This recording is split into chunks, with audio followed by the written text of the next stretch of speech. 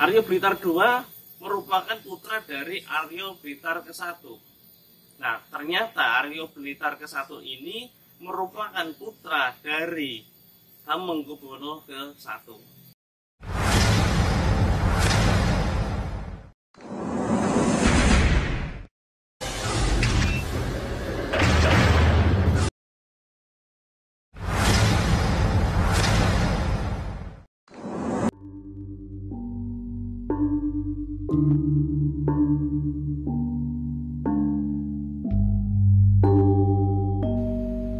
Perjalanan tim Lentera Senja masih terus mencoba mengungkap jejak-jejak sejarah yang pernah tertulis di bumi Kabumian. Kali ini, tim menuju ke Desa Ambal resmi Kecamatan Ambal, di mana Kecamatan Ambal dahulu merupakan sebuah kadipaten atau kabupaten yang beribu kota di Desa Ambal resmi. Kadipaten Ambal masuk ke dalam wilayah Bagelen yang dipimpin oleh Kanjeng Raden Adipati Haryo Purbanegara pada tahun 1828 hingga 1872 Masehi, yang berarti Kadipaten Ambal berdiri pada saat Perang Diponegoro. Cukup menarik ketika kita membahas atau membedah sejarah Kadipaten Ambal, di mana Kadipaten Ambal dipimpin oleh Kanjeng Raden Arya Adipati Purbanegara. Beliau diangkat menjadi adipati di Ambal ini di tahun 1828. Kemudian beliau meninggal di tahun 1871. Tetapi Kadipaten Ambal itu sendiri benar-benar berakhir di tahun 1872.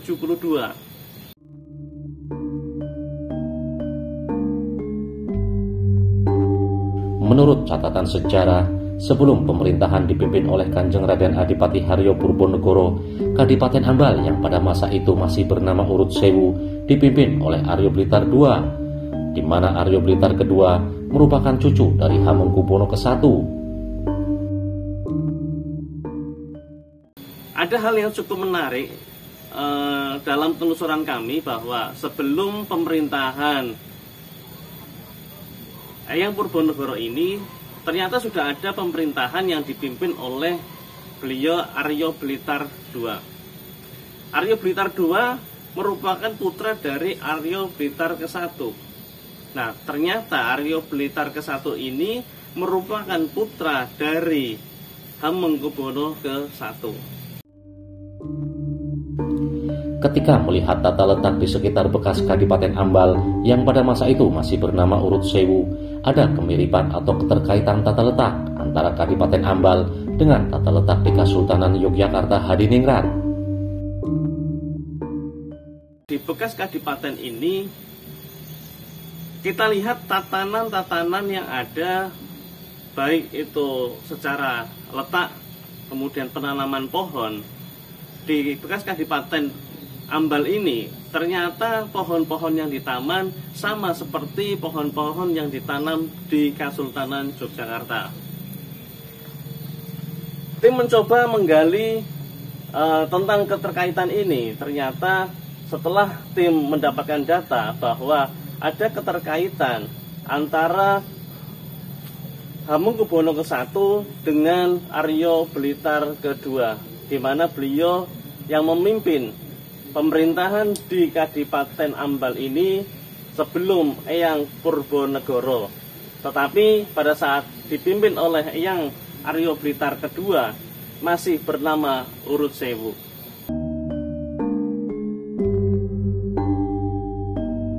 Cagar budaya yang masih ada di samping dalam kabupaten yang tinggal rumah belakang dan tanah pekarangan dari jalur selatan sampai jalur utara. Semuanya tanaman yang ada di Kabupaten Ambal sama dengan tanaman yang ada di Yogyakarta, Kasultanan Yogyakarta.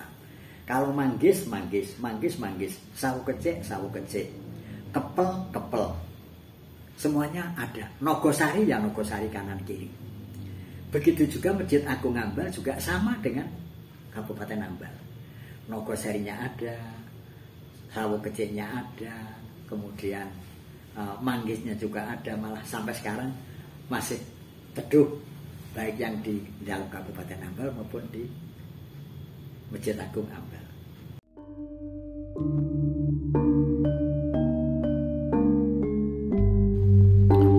Perang Jawa yang berakhir pada tahun 1830 mengakibatkan adanya peralihan negara atau terlepasnya daerah-daerah pesisir dari kekuasaan Mataram. Dalam hal ini Yogyakarta dan Surakarta, dan juga termasuk wilayah Bagelen yang pada saat itu termasuk wilayah mancanegara, yang kemudian wilayah Bagelen dijadikan karesidenan dengan ditetapkannya Tumenggung Cokronegoro I sebagai bupati pertama.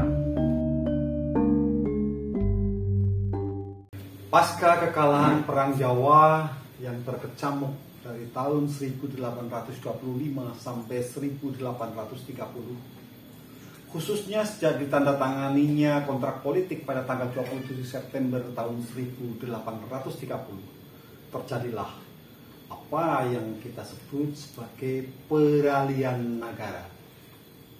Terlepasnya daerah-daerah pesisir dari kekuasaan Mataram, dalam hal ini Jogja dan Surakarta, dan juga termasuk di dalamnya wilayah mancanegara, dalam hal ini Bagelen. Wilayah Bagelen kemudian dijadikan karesidenan dan ditetapkannya Tumenggung Cokronegoro I sebagai bupati pertama oleh Gubernur Van den Bosch.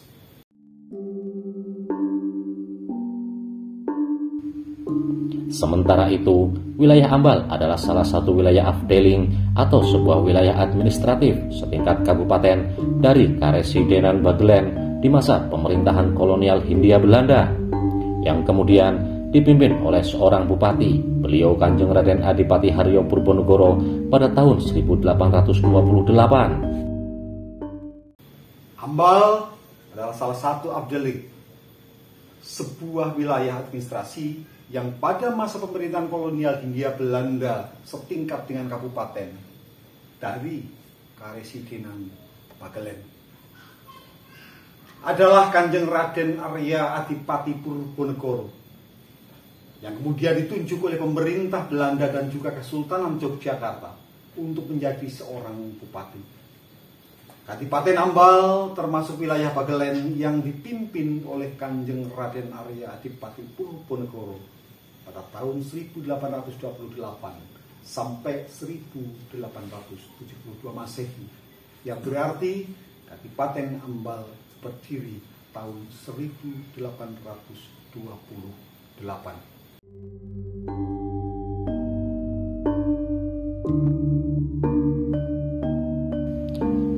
Sekitar tahun 1825 terjadi pergolakan antara VOC dengan Mataram, di mana Kadipaten Ambal berada di bawah kepemimpinan Mataram yang saat itu Kadipaten Ambal masih dipimpin oleh Aryo Blitar. Pergolakan di Kadipaten Ambal ini terjadi pada saat Aryo Blitar akan mengirimkan bulu bekti ke Mataram yang kemudian dibegal oleh rombongan Gomowijoyo. 1824-1825 terjadi kepergolakan di antara VOC atau Belanda dengan Mataram. Sedangkan pemerintah Kadipaten Ambal di bawah naungan Mataram yang menyatu dengan VOC atau Belanda. Nama bupatinya Aryo Blitar yang di Ambal.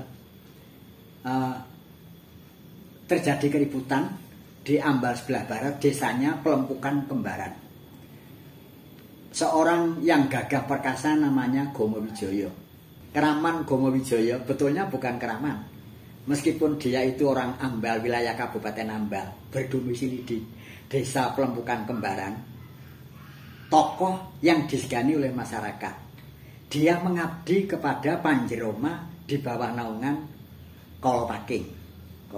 Kebetulan Kolopaking pro dengan Diponegoro setelah terjadi pergolakan, sehingga atas dasar perintah Kolopaking, mana Bupati Ambal nggak ikut menyatu dengan Panjer, apakah itu memang pro dengan VOC atau pro dengan perjuangan Ontoweryo atau Diponegoro. Nah, setelah terjadi pergolakan, ternyata mampu mengimpun masyarakat yang banyak sekali tokoh-tokoh di Urut Sewu. Akhirnya suatu ketika Bupati Aryo Blitar akan mengirimkan buru bekti Glondong Pengareng-areng ke Mataram, dibegal oleh Gomowijoyo CS. Terjadi peperangan dan para demang-demang tidak mampu mengatasi. Sampai akhirnya Aryo Blitar melarikan diri tunggang langgang naik kuda ke Mataram untuk melaporkan. Situasi Kabupaten Ambal vakum, kosong karena diobrak-abrik, dijarah hartanya. Menurut buku, dijarah hartanya itu diberikan kepada orang-orang fakir miskin dan orang-orang yang menderita di lingkungan Ambal dan sekitarnya. Dikarenakan pemerintahan saat itu masih dikuasai oleh VOC, setelah Adipati Aryo Blitar melapor ke Mataram, Adipati Aryo Blitar dinilai tidak mampu menumpas gerombolan begal Gomowijoyo, sehingga Adipati Aryo Blitar seketika itu diberhentikan dari jabatannya sebagai Adipati Ambal, yang kemudian VOC membuat sebuah sayembara untuk menumpas gerombolan Gomowijoyo.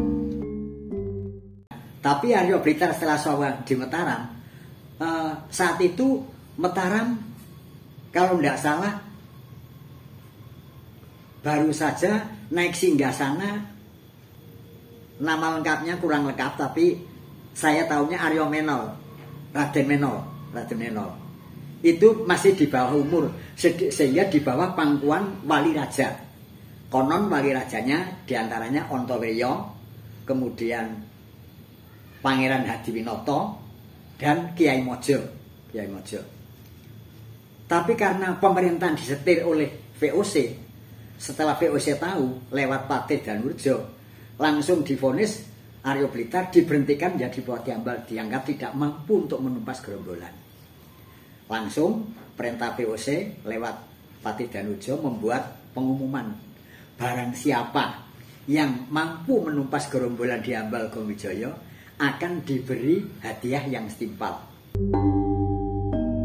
Salah satu yang mengikuti sayembara adalah Semedi, anak angkat Mangun Prawiro dari Kabupaten Purworejo, yang saat itu dijanjikan akan dijadikan Adipati Ambal apabila mampu mengalahkan gerombolan Gomowijoyo. Akan tetapi Semedi tidak mampu mengalahkan gerombolan Gomowijoyo, hingga akhirnya meminta bantuan kepada Glondong Jeruk Agung yang saat ini masuk wilayah Kecamatan Klirong, Kabupaten Kebumen. Seorang putra kleret, kalau sekarang juru tulis Kabupaten Purworejo, namanya Semedi, bapak angkatnya namanya Mangun Prawiro. Setelah mendengar pengumuman dari Mataram, pamit kepada orang tuanya untuk menumpas gerombolan yang diambal. Singkat cerita, diizinkan dengan catatan kalau kamu mampu nanti akan kami wisuda mengganti menjadi kedudukan Bupati Ambal. Tapi kebalikannya, kalau tidak mampu malah justru kamu akan saya bunuh sekalian. Perintah Belanda.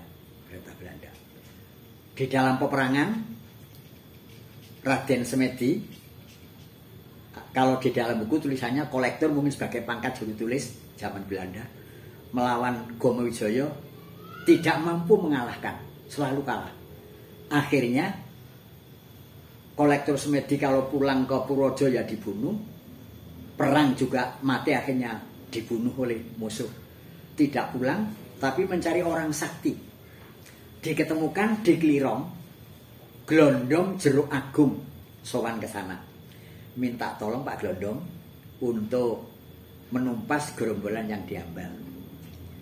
Glondong Jeruk Agung karena orang pintar dan orang waspada tahu, ya ini tidak sia-sia.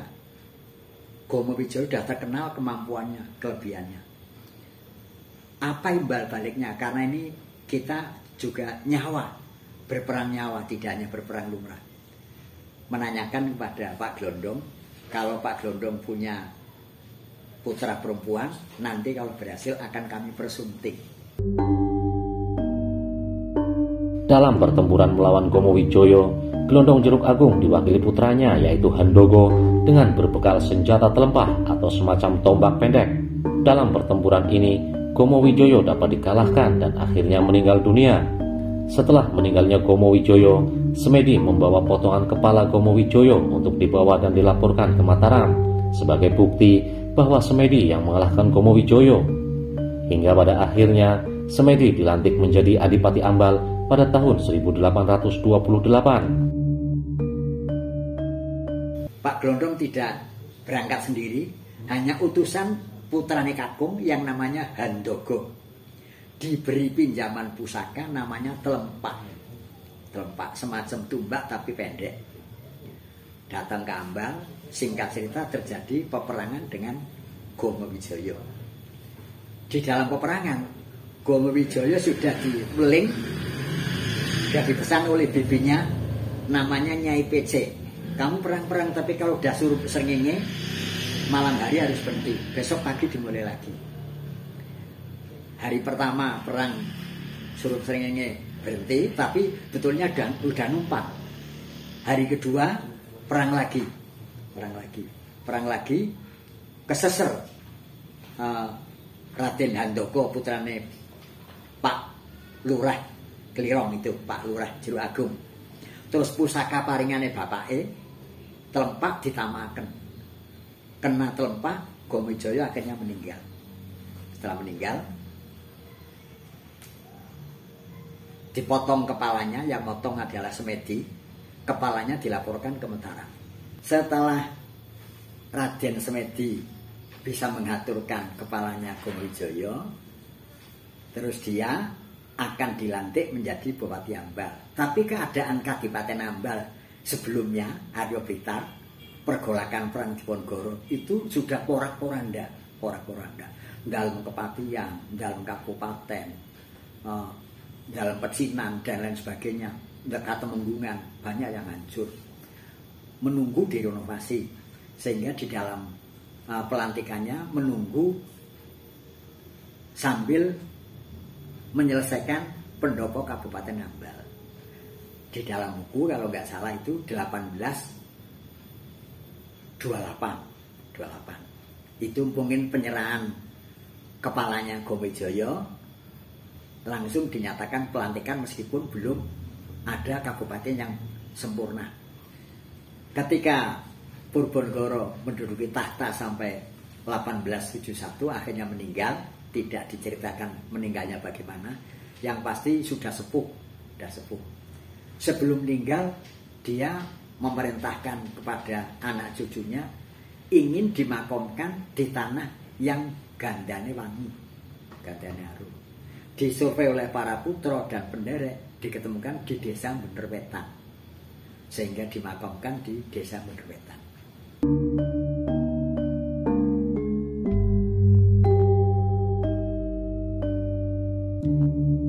Sejarah adalah kisah perjalanan sebuah bangsa.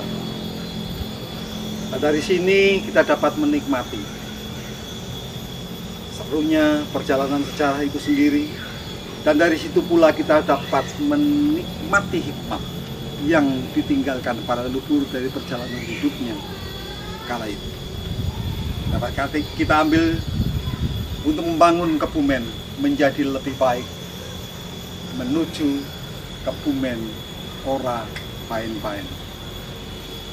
Demikian Lentera Senja menyajikan penggalan sejarah bumi Kabumian. Salam budaya. Demikian sekilas sejarah Kadipaten Ambal yang sekarang menjadi Kecamatan Ambal, Kabupaten Kebumen. Nantikan kisah-kisah selanjutnya masih di Lentera Senja.